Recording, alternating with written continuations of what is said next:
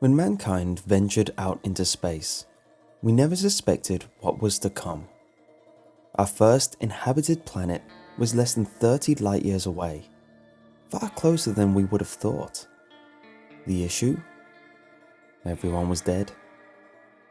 The entire planet was like that. A perfectly stable world with no issues we could determine, and yet it seems like the suicide rates were the greatest cause of death among the people.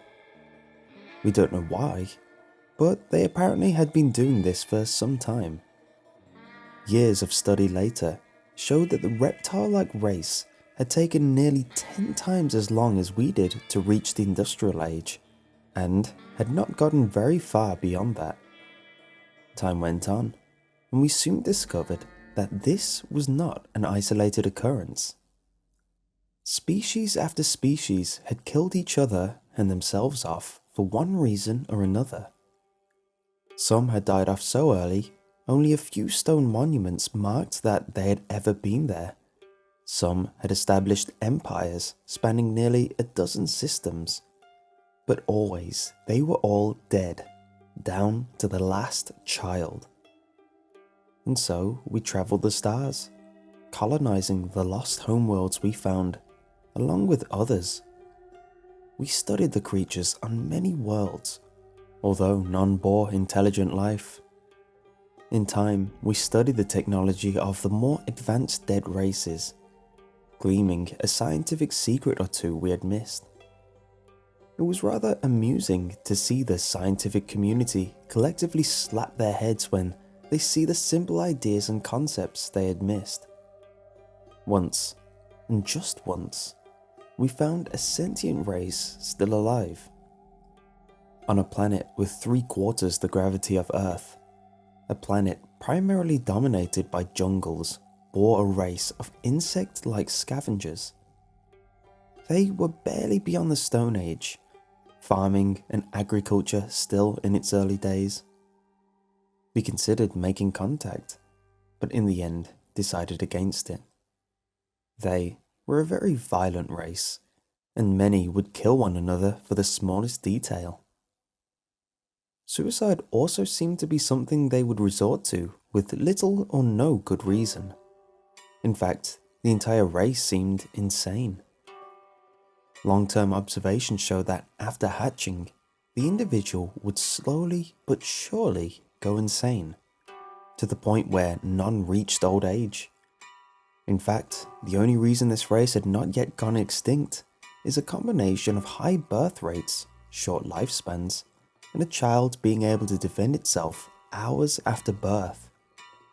In any other race, this bizarre affliction can and did drive them to extinction. For nearly 700 years, mankind grew and expanded. We did not find another living race during that time, or find out how we were immune. Many came up with theories, but none fit better than any others. Ethnic, religious, and cultural differences became less important when you were away from Earth. And in the end, those who could not agree simply lived on different worlds. The UTA, United Terran Alliance, controlled over 87% of mankind's colonies from its seats of power on Earth. A few rogue factions cropped up. Piracy and smuggling saw a rebirth in this new space age, and mankind went on as it always had. Then, a moment that would change our history came. The UTA Dreadnought Supremacy was in essence a city in space, constructed with our most advanced technology, to the point where systems were updated during construction, and having a length of nearly 7 miles, it was the mightiest ship we had ever created. The Supremacy was sent to investigate a new world our long-range sensors show had space-age technology upon it. It was farther out than we had ever travelled before, but not by much.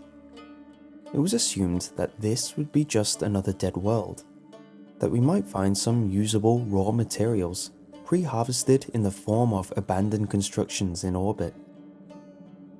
What we found was an outpost of a space-faring race. Its people still alive and well. Dozens of ships were in orbit around a rocky, empty world, along with a space dock to repair and refuel them. They were remarkably primitive compared to our own, and much smaller. The largest was perhaps the length of a football field, if that. From the scarring and damage, along with a derelict ship floating nearby of a different make, they had been fighting not too long ago. Our first contact did not go so well, however. We would later piece together what happened, and it went something like this. As soon as what might have, at the time, been the largest spaceship in the galaxy appeared on top of them, the race known as Kondar was sent into the edge of panic.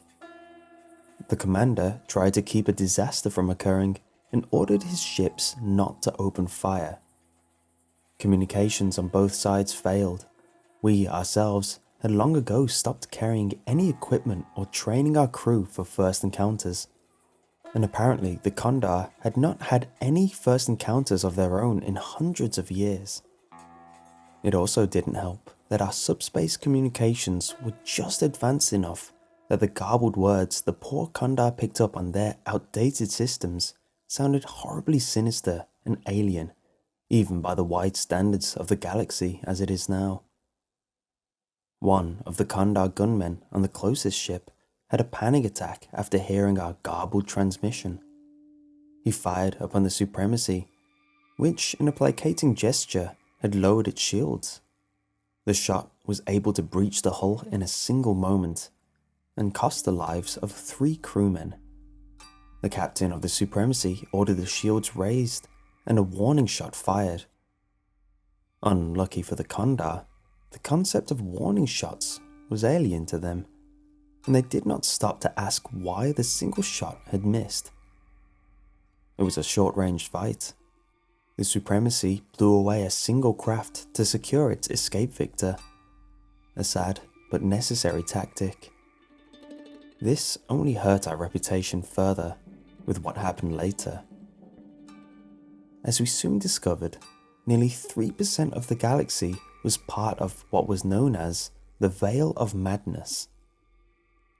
Any race within this sector of space would slowly but surely go insane. Short jaunts were safe enough, but more than that and permanent damage to the mind would result.